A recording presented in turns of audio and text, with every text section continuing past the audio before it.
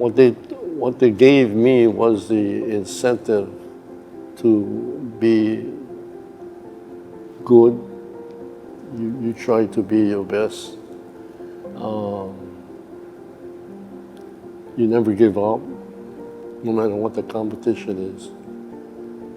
You give it your all. That's what made the first Korean American Chief Justice in history, I guess. Yes, yes.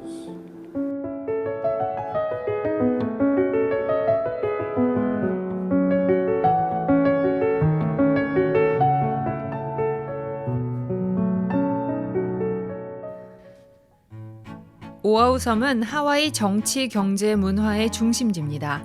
하와이 주요 섬 중 인구도 여행자 수도 가장 많습니다. 오아후를 찾는 여행자들의 발길은 보통 와이키키를 향하는데요. 세계 최고의 휴양지이기 때문이죠. 물론 좀 더 모험심이 있는 여행자들은 와이키키를 벗어나 오아후의 숨은 아름다움을 찾아 나서기도 합니다. 하지만 외진 동네 와히아와를 일부러 찾는 이들은 별로 없습니다. 1920년대 와히아와는 수백여 명의 한국인이 모여 살던 이른바 한인타운이었습니다. 당시 태평양 연안에서 가장 큰 군부대가 이곳에 있어서 와히아와의 한인들은 이들 군인들을 상대로 세탁소나 수선점 같은 가게를 운영했는데요.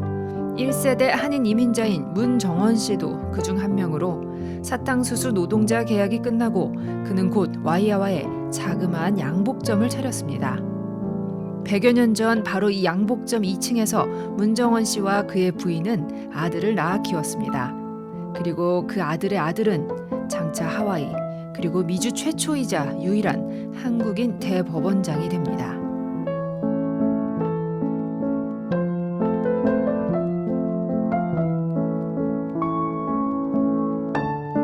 1990년 49의 나이에 대법관에 임명되고 3년 만에 대법원장직에 오른 이래 이른해 정년 퇴임할 때까지 하와이 사법부에서 활약한 문대양 전 대법원장의 업적을 기려 하와이 주정부는 2010년에 신축된 한 지방법원 청사의 이름을 로널드 문 법원으로 명명했습니다.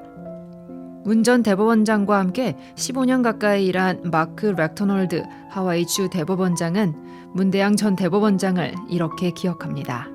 He was somebody who really cared passionately about access to justice, so he wanted the courts to be accessible to everyone and really just energized our efforts to reach out to the community, get lawyers to volunteer, get folks to contribute to support legal services so people who can't afford a lawyer in a civil case have their voices heard in court. My name is Ronald Moon and was raised in Wahiawa.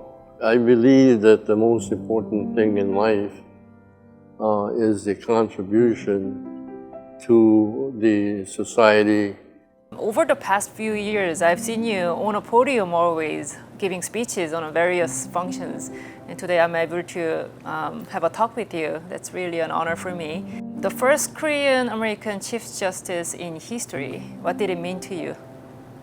Well, what it meant to me was I tried my best, I did my best, and I was appointed Hawaii's Chief Justice of the Supreme Court, which made me individually proud, but hopefully I believe that the Koreans would be as proud. Can you tell us about the first generation of Koreans of your family? Yeah, the first generations were my grandparents on both sides. My grandfathers left Korea for a destination unknown at that time, but ended up in Hawaii in August of 1903. 1903. Oh, they're one of the earliest people who came then. So both my grandfathers came to Hawaii, not knowing each other. I see. When they first came, they worked as a plantation worker. Do you know? Yes, they did. My father's side worked in Honoka'a, like I said, in the plantations, and then moved to Oahu and settled in the Wahiawa area and worked in the fields. My grandfather was here, and he had said that he would be making a livelihood for himself and for his bride and the family when he brought them over. And it took him about 19 years to come over. So they were married already in Korea. Yeah. And then he came here by himself first. And he had an older daughter, and then he had my daughter, my mother, when he got here. Oh, I see. Oh, that's He amazing. impregnated my. Already daughter, yeah. Oh, that's a great story. Can you tell us about your grandmother? You spent a lot of time with her. Well, she raised me because my mom was very busy helping my father at the store that they had. They had a store, Duke's, in Wahiawa, and so she raised me or helped raise me, and I could speak Korean very well at that time. Oh. But I lost it. Until what age? I think I spoke Korean during the adolescent years of my life. Oh, wow. And then lost it because I never used it. How was she? Was she strict, or was she loving, or what do you remember about her? She was very protective, and she was very caring and very affectionate, very protective. My father was strict, and it blossomed, I think, and it was contagious and got to my mother, and so she was very strict with us. And so she used to try to spank us at times when we were out of hand, and my grandmother would step in and protect us. That's sweet. Physically. Yeah. Hit me instead of runner, right? Something like that. Oh, that's sweet. And how did they do the tailor shop? My grandfather, on my father's side, he was a tailor, and he owned the tailor shop. He was a tailor even before he came to Hawaii, or do you know? It seems so. It seems so. He was good with his hands, all that. Well, he was good with the machine that they had. They had an old Singer machine that came from, he's from North Korea. And he and his brothers escaped to South Korea way back when, I'm not sure when, but he actually carried the Singer sewing machine. My father inherited the tailor shop on California Avenue. Oh my goodness. That's when my sister, my youngest brother Duke, Junior, Eric, Marilee, my sister, and me. Oh, everyone is good looking. Seriously, it's a little Korean drama family character. Do you know if he was involved with any Korean organization? Yeah, my father was very involved with the church. The church was the headquarters for collecting clothing and food products to send to Korea. Yeah, and they were always fighting for their independence as well.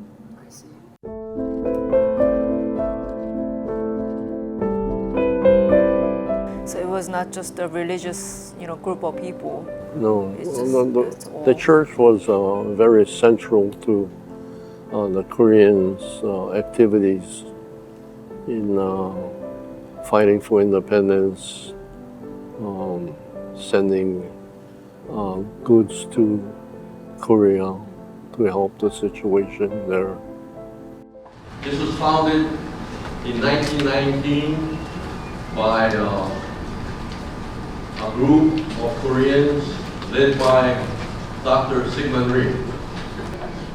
Now, before I sit down, I would like to lead you in a cheer that I learned in August of 1945 when the church, the old church on Aloha Street, gathered together after the Second World War in August of 1948.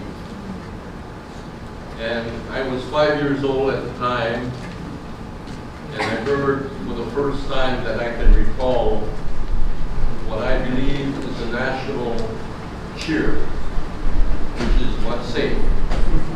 The fondest memory I have is every weekend my father would drive around the islands. Ron's dad, Duke, would actually come and pick us up. You know, he would come down the street, drive and pick us up in the evening and bring us to church. He would take us even into Honolulu in Smitty's laundry truck. And the bad boys would, every time we made a turn, they would jump on us and scramble us up in the back seat of the truck. So we had a lot of fun in those days. You remember, Ronald? Yeah. Our friends started from this church. I mean, we remained friends all these years. Even if we don't see each other, we feel like we've never missed a day. And our parents were friends. Our generation are friends, and hopefully our children will continue to be friends. My father was a very gifted, and he gave a lot to the church and to the community. His door was always open to the store where they would come in and he would translate letters or notices from the government, or, you know. Oh, so he was already doing the free legal service. Yes. He was. He was really a leader and made Hawaii a national leader in having a vibrant program of court interpreters who could interpret for the court and for participants who weren't English speakers as their first language.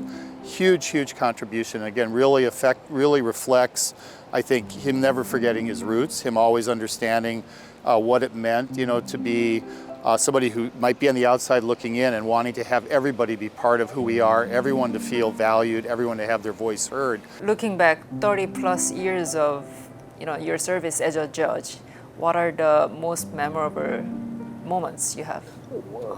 I think I got Koreans to understand that the law is the law, and the law is for everybody. It's just not for them and not for others. One case that really reminds me, it was the temple that went up in the Palolo area. The 무량사. And there was an ordinance at that time that the level was supposed to be so high, and yet they went higher with the temple. And we had to force them to cut it down at their cost and expense, which hurt. I think Koreans learned at that time that you know, just because they had a Korean judge or a justice or whatever at the time, that they would have special treatment, but they didn't. They learned that the law was the law for everyone. But there's a one saying that I will always remember from your speech. Public service is a rent one pays for the space he or she occupies here on earth. You know, my father's position was that public service is the rent that you pay for occupying space here on earth. And he paid a lot of rent. And let me also ask you, I see so many news these days about anti-Asian hate crime. What do you think we should do to try to mend this? The way you remedy any crime is to prosecute that offense.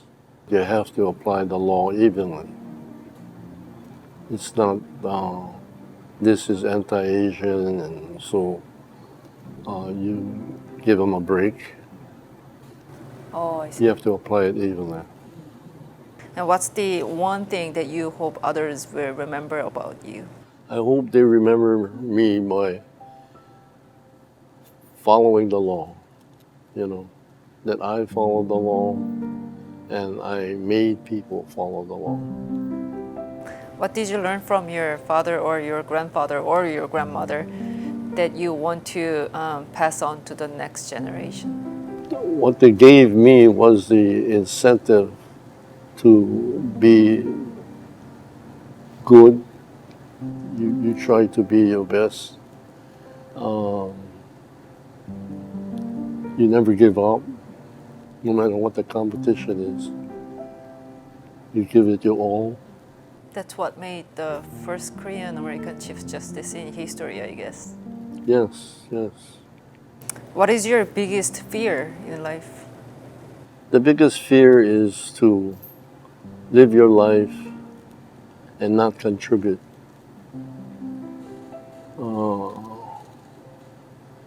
I feel that way. You have to contribute something to your society that you live in. One thing I think is really important about Chief Justice Moon is his role as a mentor to people. So he took a very active role in helping folks who had just become judges or new lawyers understand what it meant to be a professional, understand what it takes to excel in the profession, and to have integrity and honor in how they approach their profession. And he did that for me. And so, to me, he's been somebody I've looked up to since I first began serving in the judiciary in 2007. And then since I become Chief Justice, he's just been, an invaluable source of support, of guidance, and encouragement. If you live your life and you cannot point to anything that you left behind. That is so sad. That's what I mean about leaving something. You gotta live your life.